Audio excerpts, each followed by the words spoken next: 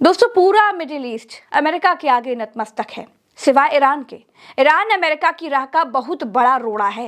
America को Panama चाहिए, America को क्यूबा चाहिए, अमेरिका को ग्रीनलैंड चाहिए, अमेरिका को कनाडा चाहिए, अमेरिका को हॉर्मुज चाहिए, अमेरिका को सब चाहिए। लेकिन भैया, चाहने से ही सब कुछ नहीं हो जाता है ना। चाहने से केवल युद्ध होता है। ईरान और अमेरिका के बीच वार्ता खत्म होने के बाद युद्ध के बादल अब फिर से उमड़ आए हैं।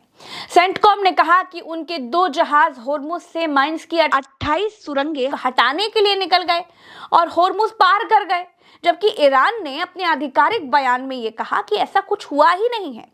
हॉर्मुज बिना ईरान की मर्जी के दुनिया की कोई भी ताकत नहीं खोल सकती। पीस वार्ता फेल होने के बाद ईरान के विदेश मंत्रालय के प्रवक्ता इस्माइल बघाई ने क्या कहा, वो भी आपको सुनना चाहिए। उन्होंने कहा कि अमेरिका की वादा खिलाफी और कुकर्मों का अनुभव हम न तो भूले हैं और ना ही भूलेंगे, ठीक वैसे ही जैसे हम दूसरे और तीसरे थोपे गए युद्धों के दौरान उनके और ज़ायोनी शासन द्वारा किए गए जघन्य अपराधों को माफ नहीं करेंगे।